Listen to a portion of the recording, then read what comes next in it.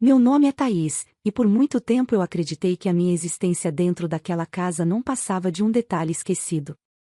Cresci em meio a móveis luxuosos, lustres cintilantes e corredores longos demais para quem nunca teve um abraço verdadeiro. As paredes da mansão guardavam os ecos de risos e brindes, mas raramente esses sons me incluíam. Eu estava ali, mas era como se não estivesse. A cada dia, eu me tornava especialista em ocupar o mínimo de espaço, em falar baixo, em desaparecer dentro da própria família. Quando eu descia para o café da manhã, sempre me sentia uma intrusa em minha própria cozinha. Roberto, meu irmão, já estava sentado à mesa, e parecia que o mundo girava em torno dele. Minha mãe se inclinava com delicadeza para servir-lhe o suco fresco, ajustava o guardanapo sobre o colo dele e dizia, com um sorriso que nunca era direcionado a mim: "Você precisa se alimentar bem, querido, tem um futuro brilhante pela frente." Eu, sentada do outro lado, esperava em silêncio que alguém percebesse que também estava ali. Quando ousava contar que havia tirado uma boa nota, recebia apenas o olhar frio do meu pai, que resmungava: "É o mínimo que se espera." Roberto era celebrado como se fosse um pequeno rei.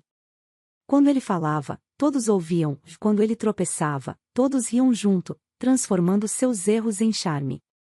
Comigo, tudo era diferente. Se eu cometia uma falha, ela era usada como prova de que eu nunca estaria à altura. Se eu tinha sucesso, o assunto morria antes mesmo de nascer. Aprendi a guardar minhas vitórias no bolso, como quem esconde tesouros de ladrões. Aos domingos, enquanto minha mãe exibia com orgulho os troféus esportivos de Roberto para as visitas, eu ficava no quarto, tentando não ouvir as frases que sempre se repetiam: "Ele nasceu para o sucesso." Eu olhava meus desenhos de arquitetura e pensava que talvez ali, no traço de uma parede, no risco de uma escada, estivesse a prova de que eu também nascerá para algo. Mas ninguém perguntava o que eu fazia, ninguém se importava em saber quais eram os meus sonhos. Meu pai tinha uma maneira peculiar de mostrar seu desprezo. Não eram palavras, mas gargalhadas. Sempre que Roberto me ridicularizava, dizendo coisas como "você nunca será ninguém" ou "melhor desistir antes de passar vergonha", meu pai explodia em risos, batendo a mão pesada sobre a mesa. Era como se aquele som confirmasse que eu realmente não tinha lugar ali. Eu engolia a dor, mas cada risada ficava gravada em mim como uma cicatriz. Na adolescência, quando eu me refugiava nos livros e nos cadernos de desenho, Roberto era levado a festas, viagens e encontros que eu jamais sonhei em ter. Ele voltava contando histórias, cercado de amigos e admiração, e eu me escondia ainda mais. A solidão se tornou minha companheira fiel. Mas foi também nesse período que eu percebi algo importante: enquanto eles se divertiam apagando minha luz, eu construía uma chama secreta que ninguém poderia apagar. Houve dias em que cheguei a desejar desaparecer de vez, deixar de tentar. Mas sempre que pegava um lápis, algo dentro de mim reacendia. Eu desenhava casas que transmitiam calor, salas em que nunca faltava espaço para alguém ser visto, jardins onde nenhuma criança se sentia esquecida. Cada linha era um grito silencioso de resistência, uma promessa de que eu criaria o meu próprio lugar no mundo. As diferenças entre nós eram gritantes. Se Roberto chegava atrasado em algum compromisso escolar, minha mãe o defendia: "Ele tem tantas responsabilidades, coitado." Se eu chegava na hora certa, ninguém notava. Se eu economizava a mesada para comprar um caderno novo, meu pai dizia: "Que bobagem, você nunca vai usar isso para nada." Se Roberto ganhava um presente caro, justificavam: "Ele merece, sempre se esforça tanto." Esse esforço dele, eu sabia, não passava de charme e de palavras bonitas. O meu, real e constante, era invisível. Por muito tempo, aceitei essa condição. Mas dentro de mim crescia algo que eles nunca perceberam: a convicção de que meu silêncio não era fraqueza, era armadura. A cada desprezo, a cada risada cruel, eu fortalecia uma promessa silenciosa. Eu não precisava da validação deles para existir. Um dia, eu mostraria que a filha invisível tinha se tornado alguém impossível de ignorar. E quando esse dia chegasse, não haveria gargalhada que fosse capaz de abafar a minha voz. As memórias da minha infância voltam como cicatrizes que nunca cicatrizaram de verdade. Não foram dias de alegrias simples, mas de ausências gritantes. Eu lembro do meu aniversário de 8 anos, quando fiquei horas esperando que meus pais chegassem para cantar parabéns. A mesa estava arrumada, os balões coloridos pendurados, mas eles apareceram tarde, trazendo Roberto pela mão e carregando um presente enorme só para ele. Minha mãe ainda disse, sem perceber o que causava em mim: ele se comportou tão bem hoje, mereceu. Eu fiquei em silêncio, cortando o bolo sozinha, sorrindo apenas para a câmera de uma tia distante que quis registrar aquele momento.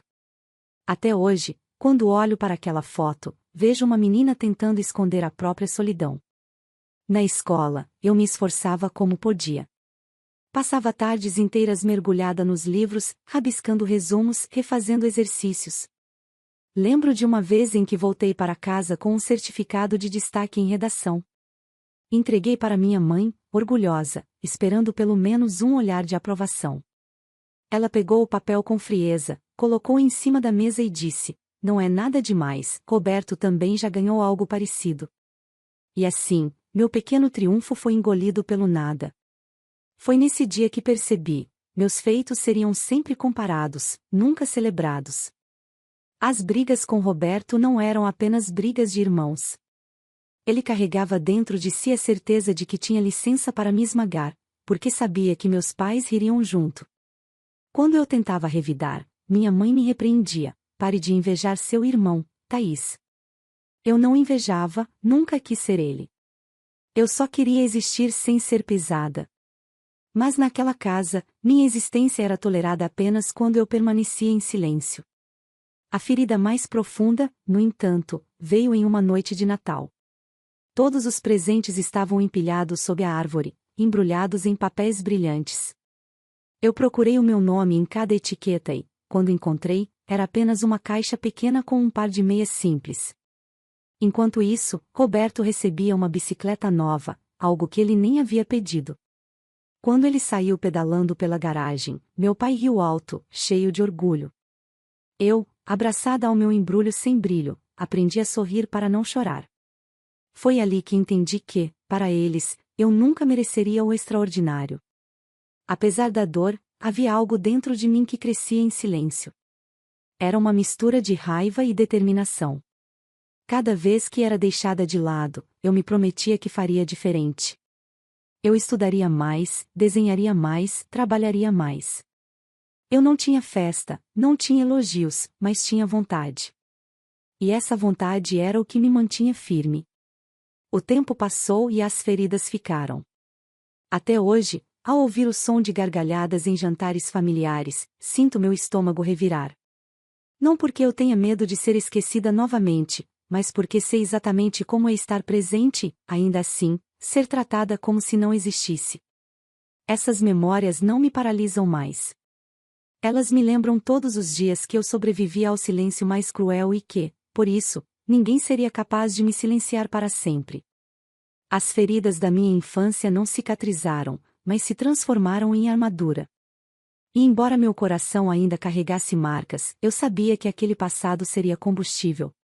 Porque um dia, eu mostraria a eles que a filha invisível tinha encontrado seu lugar no mundo, e que não precisava do aplauso de ninguém para permanecer de pé. Quando deixei a casa dos meus pais, muitos acharam que eu não sobreviveria sozinha. Diziam que eu não tinha estrutura, que não passava de uma sonhadora sem rumo. Lembro da expressão satisfeita de Roberto ao me ver partir com minhas malas modestas, quase como se estivesse presenciando o último ato da minha derrota. O que ele não sabia é que aquela saída era o primeiro passo da minha libertação. Eu não estava apenas deixando para trás as paredes frias da mansão, eu estava escolhendo construir minha própria vida, pedra por pedra, com minhas próprias mãos. O começo não foi fácil. Eu dividia um apartamento pequeno, com móveis usados e contas que pareciam maiores do que meu salário. Trabalhei em escritórios onde passava despercebida, como sempre havia acontecido em casa. Mas algo dentro de mim era diferente. Pela primeira vez, meu esforço tinha um resultado palpável, não dependia da aprovação de ninguém. Cada projeto entregue, cada hora extra virava uma pequena vitória que eu guardava como um tesouro. Foi no silêncio das madrugadas, entre pilhas de papéis e xícaras de café frio, que minhas ideias começaram a ganhar forma. Eu não tinha contatos, não tinha apadrinhamento, mas tinha talento e uma obsessão silenciosa. Comecei a me inscrever em concursos de arquitetura, muitas vezes com medo de ser rejeitada. Mas, quando as primeiras aprovações chegaram, eu chorei sozinha, escondida, sem poder compartilhar a notícia com quem deveria ser minha base. Talvez fosse melhor assim. O brilho da minha conquista era só meu, não seria apagado por risos de escárnio. Com o tempo, meu nome começou a circular discretamente no meio. Pequenos projetos de interiores deram lugar a reformas maiores, depois a construções de destaque. Clientes voltavam e me indicavam, admirados não só pelo resultado, mas pela forma como eu transformava suas ideias em realidade. Cada contrato assinado era um lembrete de que eu estava trilhando o meu caminho, mesmo que ninguém da minha família soubesse. E, talvez por ironia do destino, meu trabalho começou a chamar a atenção justamente de pessoas que meus pais admiravam, empresários e investidores que frequentavam as mesmas festas luxuosas em que eu sempre fui ignorada. Eles falavam de mim, elogiavam meus projetos, mas meus pais não faziam ideia de que a arquiteta mencionada era a filha que desprezavam. Eu, claro, mantive o segredo. A invisibilidade que um dia me sufocou agora era minha melhor aliada. Foi nesse período que tive uma das maiores vitórias da minha vida. Recebi um convite para liderar um projeto inovador em uma empresa internacional de arquitetura. Não era apenas um emprego, era a prova de que o talento que eles desprezaram tinha encontrado espaço no mundo. Aceitei o desafio, mergulhei de corpo e alma, e cada linha traçada me lembrava da menina que desenhava casas no quarto escuro, sonhando com um futuro em que fosse vista. Mas o que mais me fez sorrir em silêncio foi o segredo que guardei de todos. Parte dos meus ganhos, eu investi com cuidado, comprando propriedades, ampliando meu patrimônio de forma inteligente. Eu, a filha ignorada, havia conquistado mais do que Roberto jamais imaginou. Cada documento guardado, cada escritura registrada era uma peça de um quebra-cabeça que, um dia, seria revelado. Eu não tinha pressa. Aprendi a vida inteira a esperar no silêncio. Só que, dessa vez, não era por atenção, mas pela oportunidade perfeita. Quando esse momento chegasse, eles veriam que a filha invisível não apenas sobreviveu, ela construiu um império diante dos olhos que escolheram não enxergá-la. E eu sabia, no fundo do meu peito, que esse momento se aproximava mais rápido do que eles jamais poderiam prever. O convite chegou em um envelope branco, com letras douradas que pareciam brilhar sob a luz da manhã. Eu o encontrei na portaria do meu prédio, entregue com a mesma formalidade fria que sempre acompanhava os gestos da minha família. Jantar de aniversário de Helena e Alfredo, estava escrito, seguido da data e do local, a mansão onde vivi anos de silêncio e desprezo. Não havia dedicatória, nenhum "esperamos por você", apenas a obrigação social de manter a imagem de família unida. Por alguns segundos, fiquei parada com o envelope nas mãos, como se pesasse mais do que deveria. A primeira reação foi de rejeição. Minha vontade era rasgar o papel e jogá-lo fora, como quem finalmente se liberta de um peso antigo. Mas algo em mim hesitou. Eu já não era a mesma menina que se encolhia nos cantos da casa para não ser notada. Eu tinha minhas conquistas, meus segredos, minhas armas. Talvez, aquela fosse a chance de olhar nos olhos deles sem baixar a cabeça. Abri o guarda-roupa e deixei meus olhos percorrerem os cabides. Havia vestidos caros, frutos de eventos de trabalho, viagens e premiações. Mas nenhum deles me parecia adequado. Eu não queria chegar como alguém que precisava ostentar para provar valor. Não. Eu queria chegar como eu mesma, simples, firme, no controle. Escolhi um vestido sóbrio, de tecido leve, que não chamaria a atenção pelo brilho, mas pelo caimento elegante. Sorri diante do espelho. Pela primeira vez, não era o reflexo da filha invisível que eu via, mas de uma mulher que aprendeu a não precisar da aprovação de ninguém. Nos dias que antecederam a festa, eu me peguei revivendo memórias. As gargalhadas de desprezo, as comparações, os olhares frios. E, em contrapartida, me lembrava de cada conquista que eu havia guardado em silêncio. Eu sabia que naquela noite não seria apenas mais uma convidada. Eu estava prestes a entrar em território hostil, mas não como vítima. Eu entraria como alguém que tinha algo a mostrar, ainda que eles não fizessem ideia. No fundo da minha gaveta, havia um embrulho pequeno, envolto em papel prateado. Não era apenas um presente. Era a chave para um momento que eu havia esperado por anos. Passei os dedos pelo laço que o fechava e senti um arrepio percorrer minha pele. Eu sabia que aquele objeto carregava mais do que surpresa. Carregava a revelação que poderia transformar cada riso de desprezo em silêncio constrangido.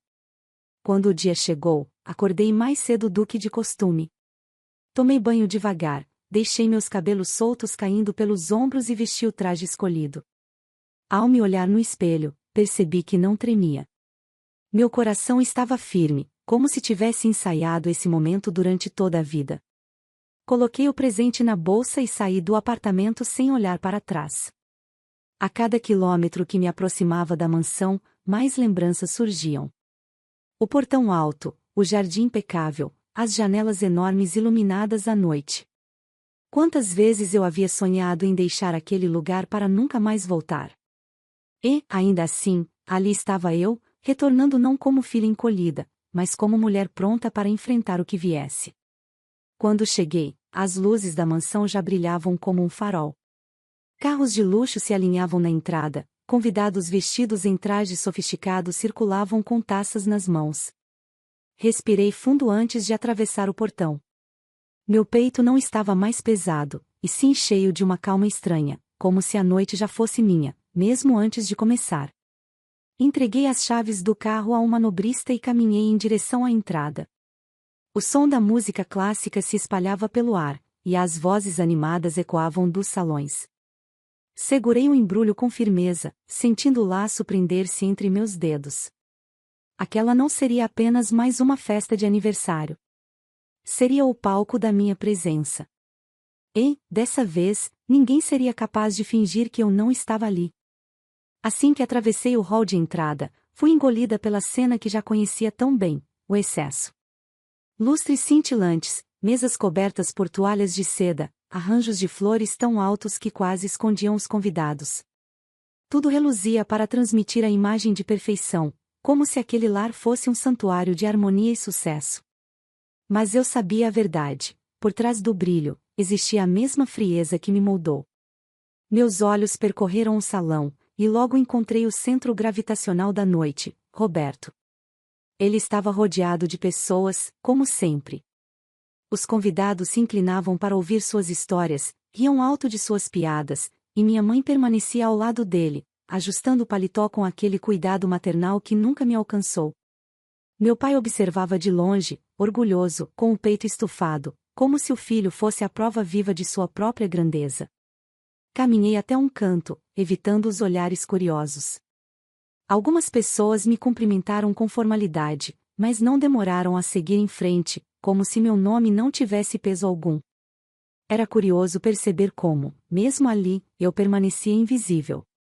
Era como se o salão inteiro tivesse sido montado para reforçar essa condição, eu, uma sombra em meio àquela vitrine de egos. Servi-me de uma taça de espumante e me mantive em silêncio. Observei cada detalhe com a calma de quem já esperava por aquilo. Vi minha mãe cochichar no ouvido de uma amiga, desviando o olhar na minha direção. Senti os risos contidos, os olhares de cima a baixo, como se me avaliassem. Mas não havia dor em mim, apenas um estranho alívio. Pela primeira vez, não me importava. Estar à margem já não era um castigo. Era parte do meu plano.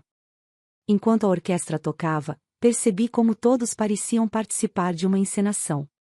As mulheres riam exageradamente, os homens falavam alto sobre negócios, e Roberto se colocava como protagonista, o herdeiro perfeito. Eu assisti aquilo como quem observa um teatro, um palco montado para enaltecer apenas um ator, enquanto os demais eram figurantes descartáveis. Em determinado momento, senti uma mão pousar no meu ombro. Era uma prima distante, sorridente, mas com aquele ar de falsa cortesia. Você está tão diferente, Thaís, disse ela, com os olhos escaneando meu vestido simples. Respondi apenas com um sorriso breve. Não havia necessidade de me defender. Eu sabia quem eu era. Sabia que aquela noite não terminaria como todas as outras.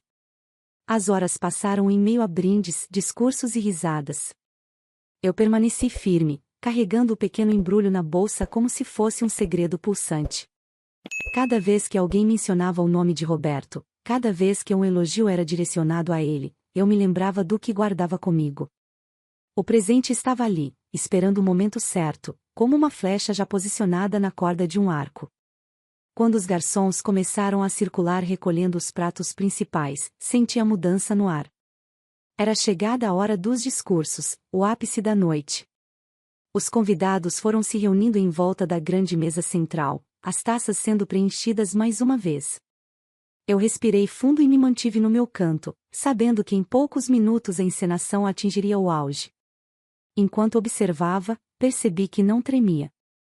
Não havia medo.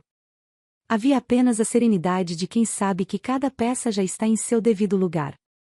A festa era deles, mas o palco, ainda que não soubessem, já estava montado para mim. E quando a cortina invisível caísse, ninguém poderia fingir que eu não existia. O salão silenciou quando meu pai levantou a mão, chamando a atenção dos convidados. O tilintar das taças cessou, a orquestra diminuiu o volume da música, e todos se voltaram para a grande mesa central. Eu sabia exatamente o que viria, o momento em que meu irmão tomaria o lugar de destaque, como sempre acontecia. Não demorou para que Roberto se levantasse, ajeitando o paletó com a confiança arrogante de quem acredita ser insubstituível. Ele ergueu a taça e sorriu largo, seu olhar varrendo os presentes como se fosse o anfitrião da noite. Quero aproveitar este momento para agradecer a todos por estarem aqui, celebrando não apenas o aniversário dos nossos pais, mas também a família incrível que construímos, disse, modulando a voz para que todos ouvissem. As cabeças se inclinaram em aprovação. Ele fez uma pausa dramática, sorriu ainda mais e então lançou a frase que atravessou o salão como uma lâmina: obrigado por terem criado um filho único. Por um instante, o silêncio foi absoluto. Era como se todos precisassem de alguns segundos para processar a crueldade escondida naquela frase. E então, como um coro ensaiado, as risadas explodiram. Meu pai gargalhou alto, batendo a mão pesada sobre a mesa. Minha mãe levantou a taça em direção a Roberto, com os olhos brilhando de orgulho. Alguns convidados, constrangidos, sorriram sem saber como reagir. Outros riram de verdade, como se aquela fosse apenas mais uma piada espirituosa. Eu não ri. Permaneci imóvel, com a taça ainda apoiada na mesa, observando cada detalhe. O som das gargalhadas não me perfurava mais como antes. Em vez de dor, senti uma calma estranha, quase fria. Era como se o tempo tivesse parado e eu tivesse sido transportada para fora daquela cena. Eu os olhava de longe, como quem assiste a um espetáculo grotesco, e pela primeira vez, não me senti parte dele. Roberto, satisfeito com o efeito das palavras, ergueu a taça ainda mais alto. A este lar, a esta história, a este legado, declarou, recebendo mais aplausos e gritos de aprovação. Meu pai se levantou, colocou o braço nos ombros dele e completou: você é nosso orgulho, filho. Minha mãe assentiu, emocionada, enxugando discretamente uma lágrima. Não era possível distinguir se era de felicidade ou pura vaidade. Ninguém olhou para mim. Ninguém percebeu minha presença, sentada a alguns lugares afastada, com um sorriso contido que ninguém poderia decifrar. Mas eu sabia, aquele era o instante que eu esperava. Com movimentos lentos, retirei de dentro da bolsa o pequeno embrulho prateado. Coloquei-o sobre a mesa, perto das taças que refletiam a luz do lustre, e empurrei levemente até que todos percebessem. Um presente, disse suavemente, sem elevar a voz. Minhas palavras soaram baixas, mas firmes o suficiente para cortar o riso de quem estava mais próximo. Minha mãe lançou-me um olhar curioso, quase impaciente. Meu pai arqueou as sobrancelhas. Roberto apenas sorriu, debochado. Não abra ainda, acrescentei, encostando a taça nos lábios sem beber. A ordem implícita em minha frase pareceu incomodá-los, como se fosse ridículo que a filha esquecida ousasse ditar regras naquela noite. Vi minha mãe franzir a testa, tomada pela curiosidade que sempre a dominava. Vi meu pai tamborilar os dedos na mesa, um gesto que denunciava sua impaciência. E vi Roberto, com aquele olhar presunçoso, como se tivesse certeza de que nada que viesse de mim pudesse ter importância. Mas eu sabia que, naquele instante, o jogo tinha mudado. Eles não sabiam, mas já estavam prestes a cair em uma armadilha que eu havia preparado por anos. O salão inteiro vibrou novamente com música e conversas, mas em minha mente só havia silêncio. O presente estava lá, à espera, como uma bomba prestes a explodir. E quando a fita fosse desfeita, não haveria como voltar atrás. Não demorou muito para que a curiosidade os dominasse. Eu sabia que seria assim. Meus pais nunca suportaram esperar, sempre quiseram controlar tudo ao redor, abrir portas que não eram suas, decidir o que os outros deveriam ou não fazer. O presente que repousava sobre a mesa parecia chamá-los, como se o silêncio em torno dele fosse uma provocação. Minha mãe foi a primeira a se inclinar. Seus dedos, cobertos de anéis brilhantes, deslizaram pelo laço prateado com um nervosismo quase infantil. Não consegue esperar nem um instante, não é, mãe? Pensei, observando a impaciência estampada em seus olhos. Meu pai tentou manter a pose de autoridade, mas sua mão já tamborilava sobre a mesa, denunciando a ansiedade. Roberto sorriu, debochado, como se tivesse certeza de que encontraria dentro da caixa algo irrelevante, uma tentativa patética de chamar atenção. O som do papel sendo rasgado ecoou mais alto do que eu esperava. Era quase um estalo, como se estivesse rompendo não apenas o embrulho, mas anos de silêncio acumulado. Minha mãe abriu a caixa e retirou um envelope grosso, repleto de documentos. O sorriso que ela trazia nos lábios desapareceu lentamente, substituído por uma rigidez desconfortável. Que é isso? Perguntou meu pai, pegando o envelope e folheando as folhas com pressa. O barulho do papel se misturava ao burburinho crescente dos convidados, que se aproximavam, curiosos. O salão parecia prender a respiração junto comigo. Dentro do envelope havia tudo: cópias de contratos assinados em meu nome, certificados de prêmios de arquitetura que eu havia recebido, reportagens de revistas especializadas destacando meus projetos, e, no topo, a confirmação oficial da minha nomeação como CEO de uma empresa internacional com a qual eles sonhavam se associar há anos. Minha mãe deixou escapar um sussurro que escapou entre os dentes: isso não pode ser verdade. Roberto avançou, pegou as folhas da mão dela e começou a ler, cada linha deixando seu rosto mais pálido. Não, não é possível, repetia, a voz cada vez mais falha. Ele me olhou como se me visse pela primeira vez, como se de repente eu tivesse surgido do nada, ameaçando o pedestal onde sempre esteve sozinho. Meu pai tentou se recompor. Isso é algum tipo de engano. Deve haver um erro. Mas a assinatura nas cartas oficiais não deixava espaço para dúvidas. Meu nome estava lá, em destaque, impresso com a autoridade que ninguém naquela mesa jamais reconheceu em mim. Os convidados, já em volta, cochichavam entre si.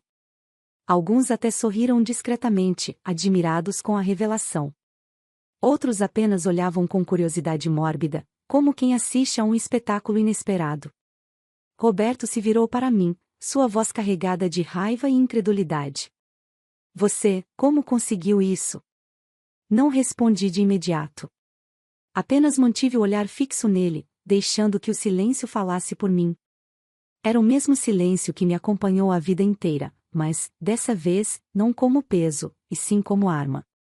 Minha mãe, descontrolada, ergueu a voz. Isso é ridículo, Thaís. Você sempre foi, sua frase se perdeu no ar, incapaz de concluir aquilo que já não fazia sentido. O rótulo de fracasso que carregaram para mim por anos se dissolvia diante dos olhos de todos. Eu respirei fundo e falei com calma, cada palavra escolhida com precisão. Vocês passaram a vida inteira fingindo que eu não existia. Hoje, não precisam fingir mais. Eu estou aqui, e vocês não podem apagar o que conquistei. O impacto da minha voz foi imediato.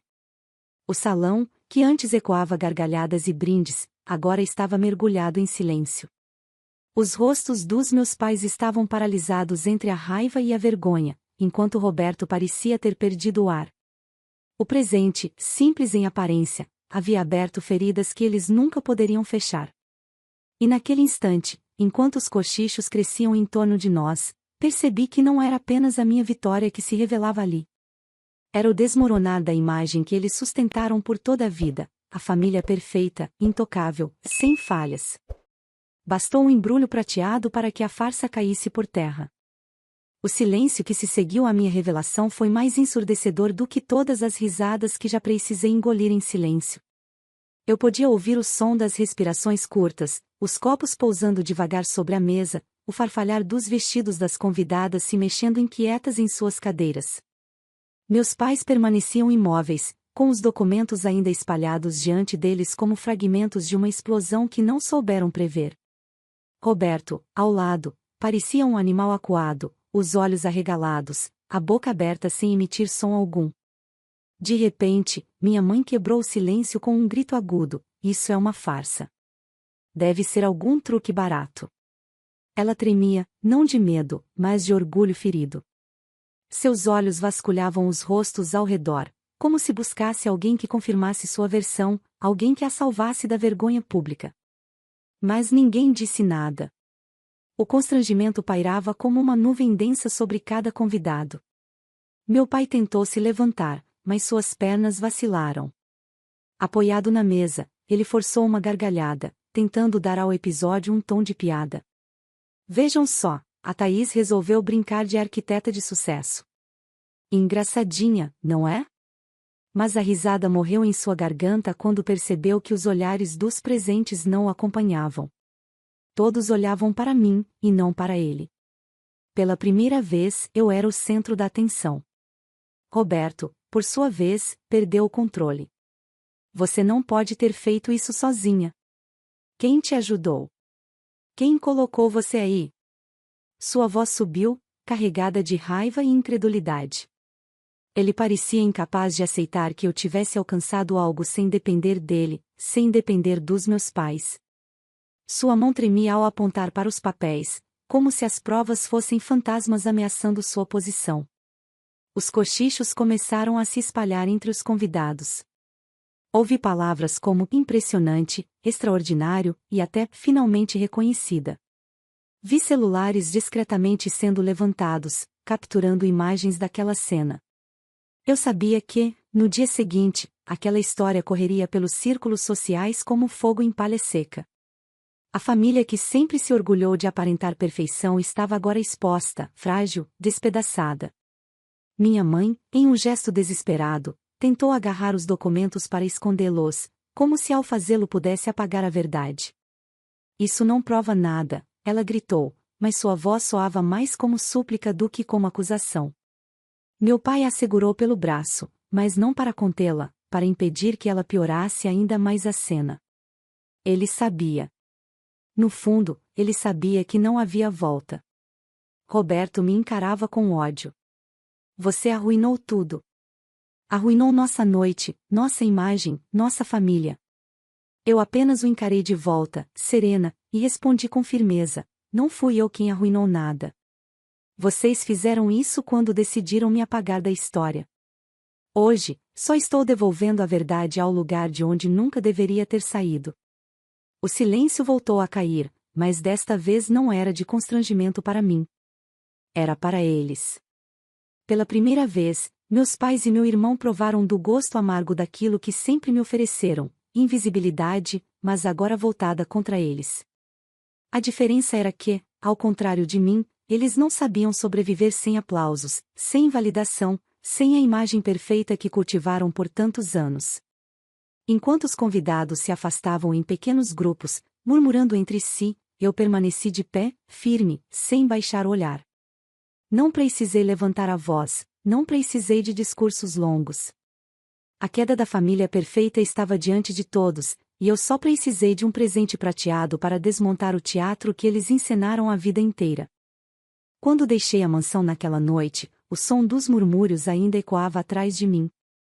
O portão se fechou lentamente, como se quisesse aprisionar todos eles dentro do teatro desmoronado que haviam construído. Caminhei até meu carro com passos firmes, e pela primeira vez não senti o peso da exclusão. Eu não estava fugindo. Eu estava partindo por escolha, de cabeça erguida, levando comigo a certeza de que não havia mais volta. Nos dias seguintes, as consequências se espalharam como ondas em um lago. Os convidados daquela festa não guardaram segredo. Vídeos circularam discretamente entre grupos sociais, e logo minha família, que sempre cultivou a imagem de perfeição, se viu mergulhada em olhares de reprovação. Meus pais, que antes eram exaltados como exemplos de sucesso, passaram a ser comentados em sussurros. Como puderam desprezar a própria filha assim, como não perceberam o que ela se tornou? A reputação deles, construída ao longo de décadas, começou a ruir. Minha mãe, Helena, tornou-se prisioneira da própria vaidade. Acostumada a ser admirada nos jantares e eventos de caridade, agora era recebida com sorrisos frios e olhares carregados de julgamento. Vi em uma entrevista social que tentou conceder, seu semblante rígido, tentando manter a pose, mas a insegurança saltava de seus olhos. Ela já não conseguia sustentar o papel de dama perfeita. O que antes era orgulho virou vergonha. Meu pai, Alfredo, perdeu mais do que status. Muitos de seus antigos parceiros de negócios, que haviam investido na imagem de uma família sólida e confiável, começaram a se afastar. O homem que ria alto das minhas humilhações passou a se recolher em silêncio, evitava ser visto em público.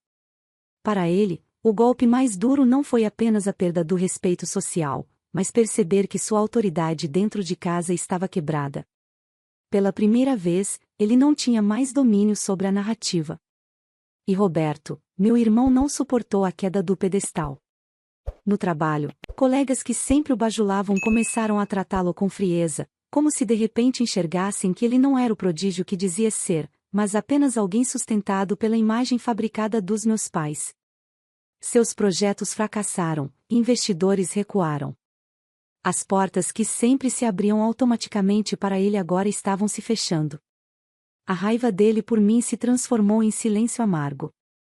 Ele não me procurou, não ousou dirigir uma palavra. Talvez porque soubesse que qualquer acusação só serviria para reforçar ainda mais sua derrota.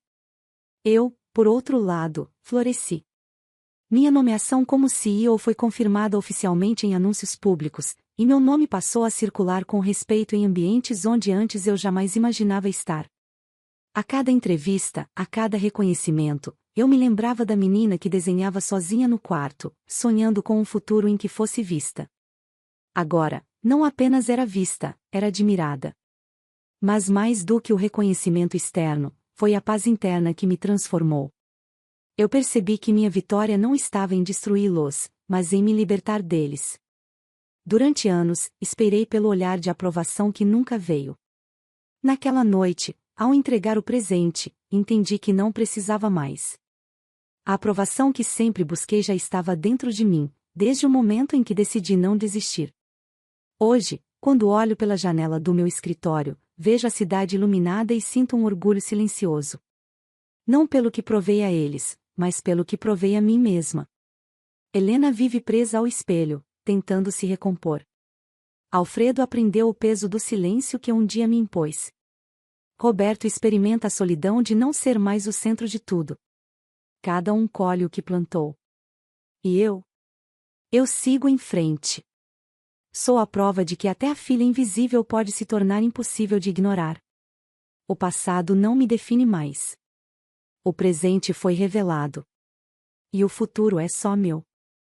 Fico muito feliz por você ter ficado até o final do vídeo. O que você achou dessa linda história? Coloque nos comentários sua opinião, deixe seu like, se inscreva no canal, e ative o sininho de notificações para não perder uma história preciosa. Até a próxima!